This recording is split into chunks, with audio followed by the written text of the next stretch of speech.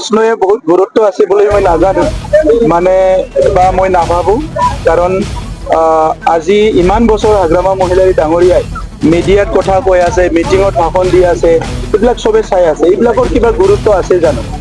কোনটো এটা কথাত কিবা মৰেলৰ কথা আছে, কোনটোৰ এটা আঁচনিৰ কথা আছে, কোনটো এটা মিছন ভিজনৰ কথা কয়, এই কথাবিলাকৰ একো ভেলু নাই। প্ৰমোদ বড়োই কান্দি আছে না হাঁহি আছে, এইটো ইয়াত কি প্ৰয়োজনীয়তা আছে? ইয়াত প্ৰয়োজনীয়তা আছে কথা ক'বলৈ ৰাইজৰ কাৰণে কি কৰিব, গোসাইগাঁৱৰ কাৰণে কি কৰিব, চৰাইবিলৰ কাৰণে কি কৰিব, দুখীয়া মানুহৰ কাৰণে কি কৰিব, খেতিয়কৰ কাৰণে কি কৰিব, যুৱ যুৱতী ছাত্ৰ ছাত্ৰীৰ কাৰণে কি কৰিব, এইটোহে প্ৰয়োজন আছে। তো গতিকে প্ৰমোদ বড়ো আজি কান্দাৰ দিন নাই, কান্দাৰ দিন গ'ল। হাগ্ৰামা মহিলাৰী ডাঙৰীয়াৰ যেতিয়া চৰকাৰ আছিলে এই সময়টো চবৰৰ কাৰণে এটা কান্দাৰ সময় আছিল।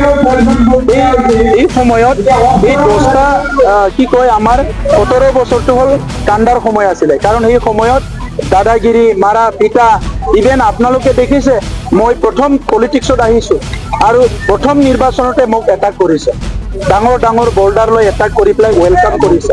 মোৰ ঈশ্বৰ আছে কাৰণে, ভগৱান আছে কাৰণে মোৰ জীৱনটো নগ'ল। গতিকে আজি এই সময়টো কান্দা সময় আছিল। এই সময়ত চিকিউৰিটি নহ'লে মিটিঙত যাব নোৱাৰে, এখন গাড়ী দি ওলাই গ'লে মাৰপিট কৰে। আজিতো আৰু কান্দাৰ দিন নাই, এতিয়াতো তেখেতে নিজেও মটৰচাইকেল লৈ ঘূৰিব পৰা হৈ গ'ল। মই যোৱা ইলেকশ্যনবিলাকত দেখিছোঁ কেতিয়াবা ওদালগুৰিত এল্টো লৈ ঘূৰিছে অকলে অকলে, কিয় বা ঘূৰিছে নাজানো। ইমান বছৰ চিভ হোৱা মানুহ এজনে এল্টো গাড়ীত বা কিয় ঘূৰিব লগা হৈছে, মটৰচাইকেলত বা কিয় ঘূৰিব লগা হৈছে মইতো নাজানো। আমাৰতো এনেকুৱা দিন অহা নাই আৰু আমিতো ক'লা গ্লাছ লগাই ঘূৰিব লগা হোৱা নাই। মই জীৱনত কোনোদিন ক'লা গ্লাছৰ গাড়ীতে উঠি পোৱা নাই, তেখেতেতো ক'লা গ্লাছত উঠিব লগা হৈছে। তো এনেকুৱা কথাবিলাক হাগ্ৰামা মহিলাৰীৰ বহুত প্ৰশ্ন আছে, এইবিলাক আৰু পাতি লাভ নাই, সমনস্থ কৰিব নালাগে। বড়োলেণ্ড এটা শান্তি হৈছে, বড়োলেণ্ডত এতিয়া মানে সকলো জাতি জনগোষ্ঠীৰ মাজত ঐক্যতা এটা সমন্বয় ঘূৰি আহিছে, চবেই নিৰাপত্তা পাইছে আৰু উন্নয়নৰ পথেদি আগবাঢ়িছে। জাতি জনগোষ্ঠী এতিয়া মুখলৈ হাঁহি আহিছে। এটা জনগোষ্ঠীৰ মানুহে আনটো জনগোষ্ঠীৰ চকুৰে চাই চকু মানে স্মাইল কৰিবলৈ, হাঁহিবলৈ এটা পৰিৱেশ পাইছে। সেইটোৱে আমাৰ কাৰণে চবচে ডাঙৰ এচিভমেণ্ট। ৰাস্তা দলং বনাবলৈ বহুত বছৰ লাগিব। ভাৰত চৰকাৰে স্বাধীনতাৰ পৰা এতিয়ালৈকে ৰাস্তা দলং বনাই শেষ কৰিব পৰা নাই। বহুত দল আহিল গ'ল, এইটো টাইম লাগিব, কিন্তু মানুহৰ মুখত হাঁহি যে ঘূৰি আহিছে এইটোৱে চবচে ডাঙৰ এচিভমেণ্ট। এইবাৰৰ ইলেকশ্যনৰ আপোনালোকৰ মূল ইছ্যু বা মূল কি কৈ ৰাইজৰ আগত আপোনালোকে যাম?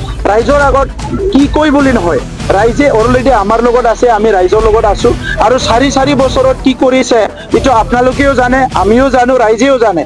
গতিকে আজি UPPL দলৰ লগত ইমান দলে বলে ৰাইজ ওলাই আহিছে, কাৰণটো কি? আৰু এটা জনগোষ্ঠীৰ নহয়, কিছুমানে ক'ব বিচাৰে আমাক বিশেষ জনগোষ্ঠীৰ ৰাজনীতি কৰিব লাগে, বিশেষ জনগোষ্ঠী থাকিব লাগে, এইটো জনগোষ্ঠীৰ লগত কথা পাতিব নালাগে, এইটো জনগোষ্ঠী যাব নালাগে। ৰাজনীতি তেনেকুৱা কৰিব নোৱাৰে। ৰাজনীতি এনেকুৱা হয়, জাতীয় সংগঠনটো তেনেকুৱা হয়, ৰাজনীতিত চবেই আহিব জাতি জনগোষ্ঠী। গতিকে BTRত আমি কি বিচাৰিছো, এই যে 30-40 বছৰ ইমান দুখ বেদনাৰ মাজেৰে সময় কটালে, এটা জনগোষ্ঠী আনটো জনগোষ্ঠী, এজন ব্যক্তি আনটো ব্যক্তিক ভয়কে সময় কটাব লগা হ'ল, এইটো যে দূৰ হৈ গ'ল, এইটো চবচে ডাঙৰ এটা ভাল ডেভেলপমেণ্ট। আৰু মানৱ সম্পদ উন্নয়নৰ কাৰণে, এটা অঞ্চল উন্নয়নৰ কাৰণে, এটা এৰিয়া ডেভেলপমেণ্টৰ কাৰণে ইয়াতকৈ ডাঙৰ এচিভমেণ্ট বা ডাঙৰ ডেভেলপমেণ্ট আৰু একো হ'ব নোৱাৰে। ভাইব্ৰেণ্ট BTRৰ সংকল্প চাওক, ভাইব্ৰেণ্ট BTRত এতিয়া আমি টপ টু বটম এতিয়া ডিজিটাইজ কৰা হৈ গ'ল। আমি এই বছৰৰ পৰা, যোৱা বছৰৰ পৰা আৰম্ভ কৰিছোঁ যে আমাৰ একদম ব্লক অফিচৰ পৰা লৈ কাউন্সিললৈকে প্ৰত্যেক সপ্তাহ প্ৰত্যেক মাহত মিটিং হ'ব লাগিব। আমাৰ ইজ অফ লিভিং বুলি যিটো কয়, লেণ্ড ডকুমেণ্ট আজি মণ্ডল অফিচত যাব নালাগে, মোবাইলত সমস্যা সমাধান হৈ যায়।